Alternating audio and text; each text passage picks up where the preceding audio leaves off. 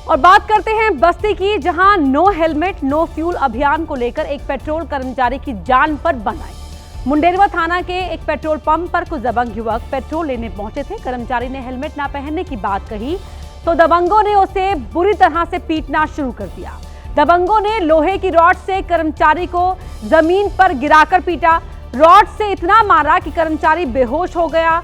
बुरी तरह से मारने के बाद दबंग भाग गए। ये पूरी घटना वहां लगे सीसीटीवी में दर्ज हो गई। पेट्रोल पंप मालिक ने थाने में तहरीर दी है।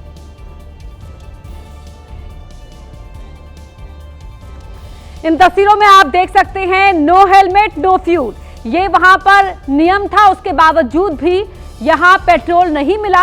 दबंगों ने मारपीट शुरू कर दी।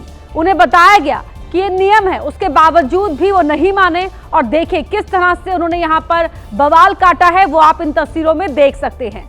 दबंगों ने मारपीट की, लात घूंसे बरसाए, साथ ही डंडे से भी वार किया।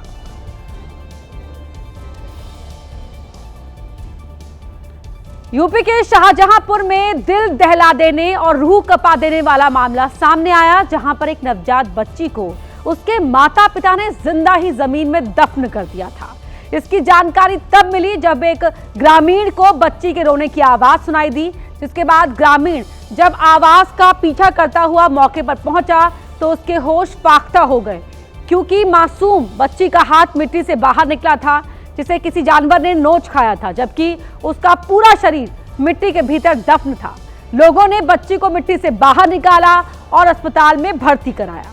इस खौफनाक तस्वीर ने इंसानियत पर ही गंभीर सवाल खड़े कर दिए हैं, जहां आरोप उन माता पिता पर है जिन्होंने इस बच्ची को जन्म दिया और फिर इसे जिंदा ही जमीन में दफनाने की, मारने की कोशिश की। मौके पर पुलिस पहुंची, बच्ची को अस्पताल में भर्ती कराया। आरोपी माता पिता की तलाश की जा रही है। बच्ची को जिंदा दफन करने की कोशिश करने वाली इस वारदात से इलाके में खासा गुस्सा भी है बच्ची के माता पिता को लेकर।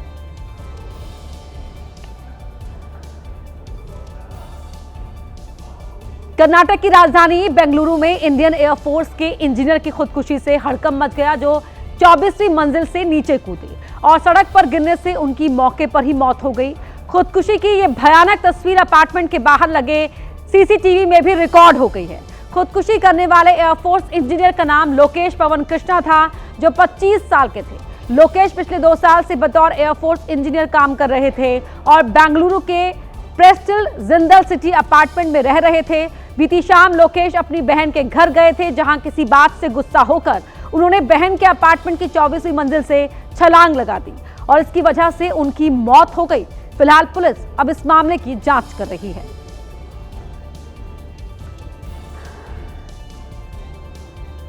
ठाणे मुंबई ईस्टर्न एक्सप्रेसवे पर एक टैंकर और पिकअप वैन के बीच जोरदार टक्कर होने से हादसे में एक युवक की मौत हो गई।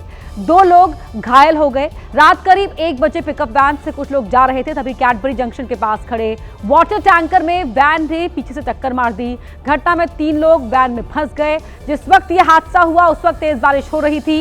इलाके में ट्रैफिक जाम लगा हुआ था। घटना की सूचना मिलते ही फायर ब्रिगेड की टीम मौके पर पहुंची। गैस कटर से पिकअप वैन को काटकर 3 लोगों को निकाला गया, जिसमें से एक की मौत हादसे के बाद ही हो गई।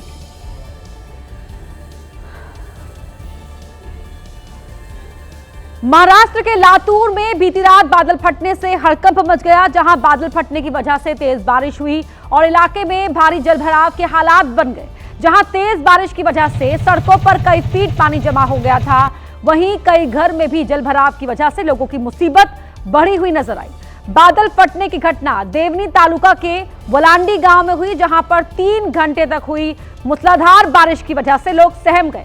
तेज बारिश की वजह से सड़क से लेकर लोगों के घरों में पानी का कब्जा देखने को मिला, जिसकी वजह से जनजीवन अस्त व्यस्त हो गया। तेज बारिश की वजह से 300 से 400 लोग सड़क पर ही फंसे रहे, जबकि कुछ इलाकों में 3 से 4 फीट पानी भर गया। इससे लोग हैरान परेशान नजर आए।